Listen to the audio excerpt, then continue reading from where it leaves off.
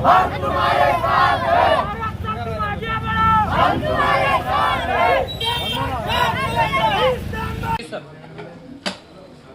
अल्हम्दुलिल्लाह हम अल्लाह का शुक्र अदा करते हैं कि ये जो चुनाव होने जा रहे हैं, जो चुनाव चल रहे हैं, ये चुनाव हर लिहाज से एक तारीख़ी और मिसाली चुनाव हो रहे हैं।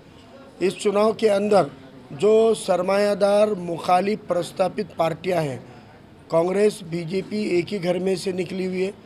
भाजपा और कांग्रेस की उम्मीदवारी सगे दो भाइयों को है।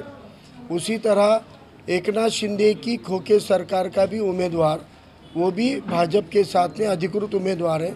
और भाजपा का ही एक आरएसएस का एक बंदा अपक्ष चुनाव लड़ रहा है, उसका नाम है दिलीप कंदकुर्ते, वो चड्डी गैंग के हैं।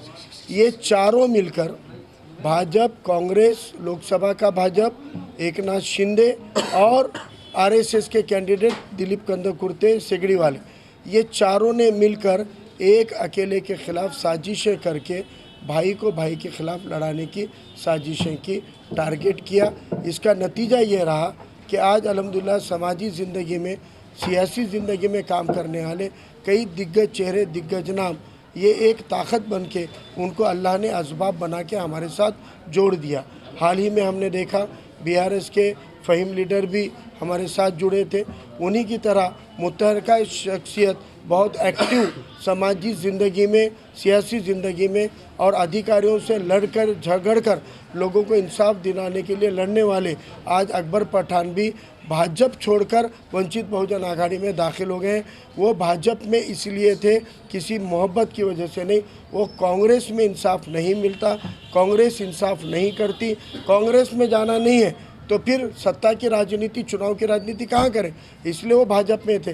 लेकिन आज अल्हम्दुलिल्लाह नांदेड़ के आवाम के लिए एक अल्टरनेट, एक मुतबादिल यहाँ पे खड़ा हुआ है, जहाँ पर अम्बेडकरवादी, दलित, मुस्लिम, ये तमाम तबक़ात एकजुट होकर वंचित बहुजन आघाड़ी के साथ जब खड़े हुए हैं तो इंशाअल्लाह चुनकर आने के इम्कानात बढ़ गए। और इंशाअल्लाह हम जब चुन के आ रहे हैं तो हमको लोगों के काम करने हैं, चुनकर लाना है, लोगों के काम करना है। इस नीयत और मकसद से आज अकबर पठान ने बीजेपी को छोड़कर, उसका रिजिग्नेशन देकर वंचित बहुजन आघाड़ी में शमूलियत की है। मैं वंचित बहुजन आघाड़ी की ओर से अली जनाब प्रकाश अम्बेडकर साहब और पार्टी के तमाम पदाधिकारियों की ओर से उनका इस्तकबाल करता हूं। आप इस नाचीज़ के बारे में, जिस नाचीज़ के बारे में बात कर रहे हैं, मेरी तायद कर रहे हैं, मेरे हक़ में खड़े रहने की बात कर रहे हैं, तो आज पूरे नांदेड़ का मिजाज और पूरे नांदेड़ का जहन, पूरे नांदेड़ के लोगों के अज़ाइम आज इस इलेक्शन को जिताने के लिए साथ में खड़े हो रहे हैं। अल्लाह ने यह असबाब बनाए, अल्लाह का बहुत बहुत शुक्रिया।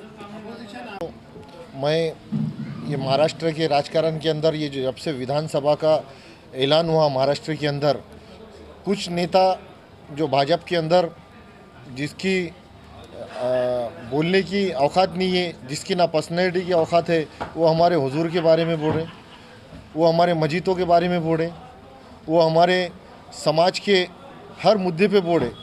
कास्टिज़म वहाँ तक सही था जहाँ हिंदू मुस्लिम था, पर इसको हिंदू मुस्लिम छोड़ के धर्म की राजनीति के अंदर ला लिए।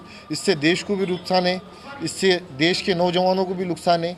आज मैं मुसलमान बोल के नहीं, मैं हिंदू बोल के नहीं, एक देश का एक नागरिक बोल के जवाबदारी के साथ मैंने ये फ़ैसला लिया। मैं भारतीय जनता पार्टी को एक देशभक्ति पार्टी समझता था, देश के हित में काम करने वाली पार्टी समझता था, पर भारतीय जनता पार्टी देश के अंदर दोनों समुदाय को खोखला कर रही है। मैं, मेरा जो नॉलेज है, मेरा जो घूमना है फिरना है, मैं हिंदू भाइयों को भी, हमारे दलित भाइयों को भी, नौजवान बच्चों को आज रोज़गार नहीं मिल रहा, उनकी आज परिस्थिति क्या है। समाज का हर आदमी, तुम भाजपा में है अकबर भाई, पर तुम काम अच्छा कर रही, तुम्हारी पार्टी अपने समाज को आरोप कर रही, अब तुम्हारी पार्टी रोज़गार नहीं दे रही है। मेरे को जो बातें थे ये चुभ रही थी। मैं रात में जब बिस्तर पे जाके सो रहा था तो मेरे को एहसास हो रहा था कि मेरी कौम किधर जा रही, मैं किधर जा रहा हूँ, मेरे नबी के ऊपर जो हमले हो रहे, मेरे नबी के ऊपर गलत सलत बोला जा रहा, तो मैं मुसलमान हूँ या नहीं हूँ, मेरे अंदर से सवाल आ रहा था। इस सवाल ने मेरे को पार्टी छोड़ने पे मजबूर किया और मैं सच्चे दिल से भारतीय जनता पार्टी का काम करता था। पर मैंने राजीनामा देने के बाद वंचिता उसी तरीके से, दलित हो, ओबीसी हो, हिंदू भाई हो, मुसलमान हो, सभी का मैं तय दिल से वंचित में भी उसी तरीके से काम करूंगा और हर समाज को न्याय दिलाने की कोशिश करूंगा। भाजपा छोड़ने की बात है, वंचित आघाड़ी में शमूलियत अख्तियार करने की क्या वजह? वंचित आघाड़ी के अंदर सबसे पहले मैं प्रकाश अम्बेडकर जी, जो जिसने पार्टी की स्थापना की, जिसने समाज काम के लिए, हर समाज के लिए, ख़ास तौर से मुसलमानों के लिए पोटा कानून जो अटल बिहारी वाजपेयी सरकार के अंदर था, रोड पे आने का काम हमारे प्रकाश अंबेडकर साहब ने किया। पोटा कानून अगर लगता था तो कई नौजवानों की तादाद आज जेलों के अंदर रहती थी, उनके पीढ़ियाँ ख़त्म हो जाते थे। पोटा का मतलब ये है कि पुलिस को मिलना ही नहीं, आरोपी को ले गए भी तो किधर है, उनको कौन से भी शक के बुनियाद पर कोई रहो या मत रहो, पोटा के अंदर कोई भी आरोपी बन सकता था। ऐसा कानून, काले कानून का निषेध करने वाला महाराष्ट्र में एक शहर था। दूसरा, मैंने इसी राजकारण के चलते चलते हमारे औरंगजेब रहमतुल्लाह अलैह पे जब स्टेटस रखने पे गुने दाखिल हो रहे थे, जो सेकुलर बोलने वाले नेता, जो सेकुलर अपने आप को समझने वाले नेता, ये अपने आप पे उंगली रखे हुए थे।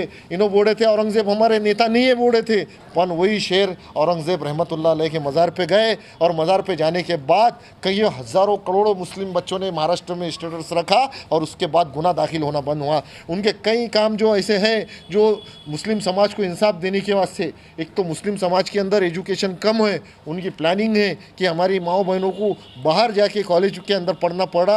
अगर फारूक अहमद साहब जैसा अगर विधानसभा के अंदर जाते हैं तो उनको एरिया के अंदर गवर्नमेंट की जगह के कॉलेज बनाने की प्लानिंग है उनके। उन्होंने कहा कि अगर फारूक अहमद चुन के आते हैं तो सरकार किसकी भी रन दो, मैं मुस्लिम बच्चियों के लिए सबसे पहले सुविधा दूंगा। यहाँ तक उनकी डीप है। क्यों? क्योंकि आज गैरों की जो नज़र अपने बच्चों के ऊपर है, जो गैरों का शादियाँ करने के ऊपर जो अपने बच्चों के ऊपर जो इनाम रखे जा रहा है, ये इतनी डीप नज़र हमारे प्रकाश अंबेडकर साहब की है। जो प्रकाश अंबेडकर साहब ने मुसलमानों की बच्चों के तालीम से लेके, रोज़गार से लेके हर चीज़ के ऊपर उन्होंने बारीकी से नज़र रखी। मेरे दिल ने अंदर से गवारा दिया। अल्लाह की कसम, मेरे को दूसरे भी पार्टियों के वाफर थे, मैंने सबको ठुकराते हुए प्रकाश अंबेडकर और फारूक भाई को अपना नेता माना और इन नेता मानते हुए समाज के जो भी टूटा फूटा काम है इंशाअल्लाह मैं समाज के साथ रहूँगा और समाज के हर मुद्दे पे आगे रहूँगा। मैं अभी 4 दिन बचे हुए हाँ। विधानसभा के चुनाव से मुताल्लिक आपकी किस तरह की रणनीति रहेंगी जो फारूक भाई को फायदा पहुंचा सके? सबसे पहले फारूक भाई को मैं मुसलमानों से एक अपील ये करूँगा रणनीति कि अपना वोट बैंक का दूसरों के बातों में आके, दूसरों के अफवाह पे आके वोट ख़राब मत करो। जो फैसला सज्जाद नुमानी साहब ने लिया है वो फैसला पूरा महाराष्ट्र ने देखा, उस फैसले को महाराष्ट्र की जनता ने देखी, पूरे अपने उलमाए कराम देखे, मीडिया देखी, पर इनकी हिम्मत नहीं हो रही। ऐसे उलमाए कराम को जिसको पूरी दुनिया के अंदर उनकी लोग इज्जत करते, उनको मानते, उनको मानने वाले लोग हैं, उनको चाहने वाले लोग हैं, और उन्होंने है कि नहीं समाज के अंदर समाज को एक इंसाफ मिलना, उत्तर प्रदेश की ऐसी हालत नहीं होना मुसलमानों की बोल के आज उन्होंने इस तरीके का मुसलमानों को जो फैसला किया फारूक अहमद साहब के उसमें, और जो फारूक अहमद साहब को किया, ये सभी जो फैसले हैं ये सब फैसलों के देखते हुए मैं ये रणनीति में हूँ। और उन्होंने भी कहा कि मुसलमान अपना एक एक वोट है कि नहीं परसेंटेज ज़्यादा बढ़ाओ, और परसेंटेज बढ़ेगा तो इंशाअल्लाह फारूक अहमद को कोई जीतने से रोकेगा नहीं, अल्लाह चाहे तो।